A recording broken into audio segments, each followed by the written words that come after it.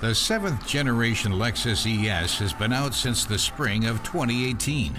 This stylish Japanese midsize sedan is a familiar sight in many parts of the world.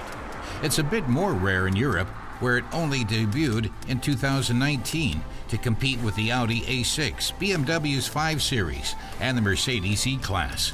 But only the hybrid version is available here.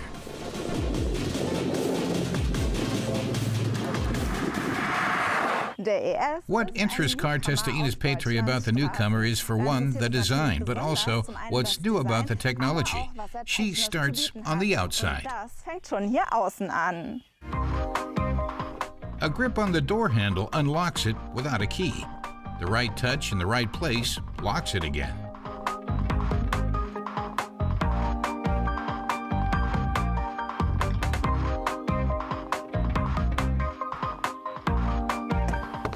To Ines, that's consistent with top-of-the-line luxury. Inside, the ES's neatly arranged controls seem fairly straightforward, with a sleek, less is more design.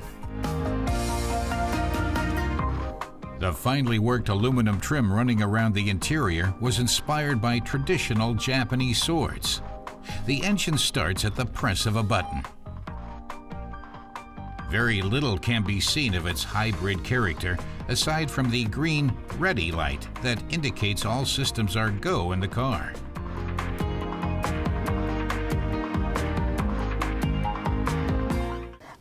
Ines calls up a screen on the 12.3-inch multifunction display that shows each individual component as well as the energy flow.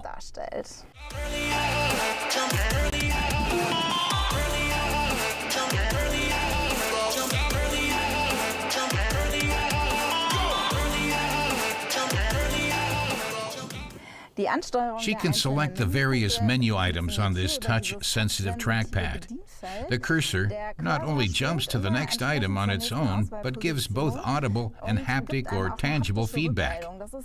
She says that's cool, but if you have to enter a long street name, you have to drag the cursor all over the place to pick out each letter.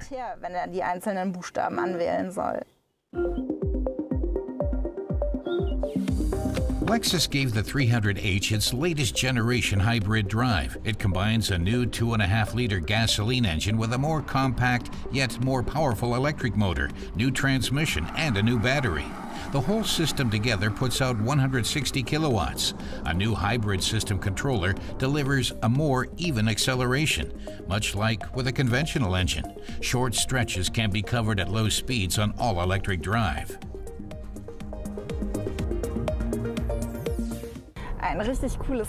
Another feature Ines describes as really cool is the push-button change of alignment of the central digital dial. Move it to the right to make a little more space to the left. That's very convenient when you want to see displays for the driver's assists. They appear to the left of the dial. Actually, Ines had already seen this feature in the RCF, but here it's another touch of first-class luxury. The dynamic radar cruise control in tandem with the lane-keeping assist make for a nearly automated driver's support.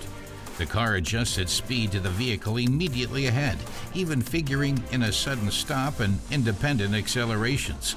But ultimately, control of the vehicle remains with the driver.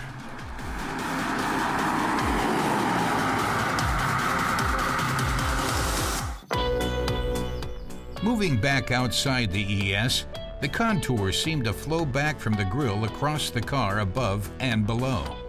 The LED headlights wrap around to the sides and blend in all but seamlessly with the body shape.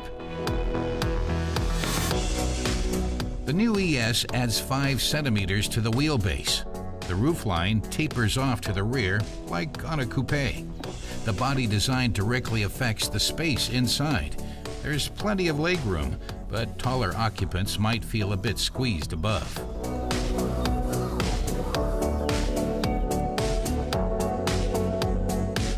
The taillights, too, wrap gracefully around the rear corners.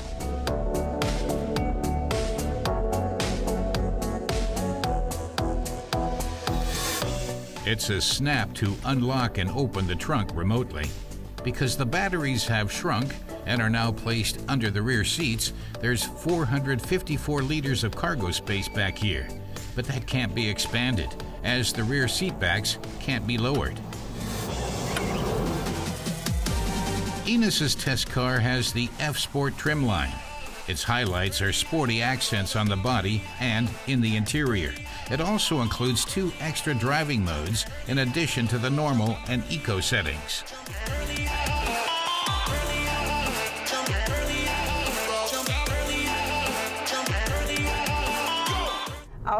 Ines says the Sport and Sport Plus modes can be selected via this control, and that if you activate them, the gas pedal grows much more responsive, as does the steering. She adds that the paddle shifters on the steering wheel allow you to take control of shifting if you want to. Über 6 simulierte Schaltstufen in das Schaltgeschehen einzugreifen. So what's the bottom line?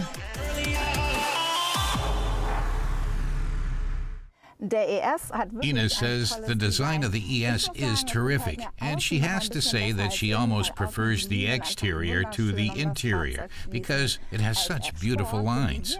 The F-Sport hybrid that she tested has plenty of juice, she says, but it isn't really the car for you if you like to put the pedal to the metal because it has a top speed of only 180 kilometers an hour.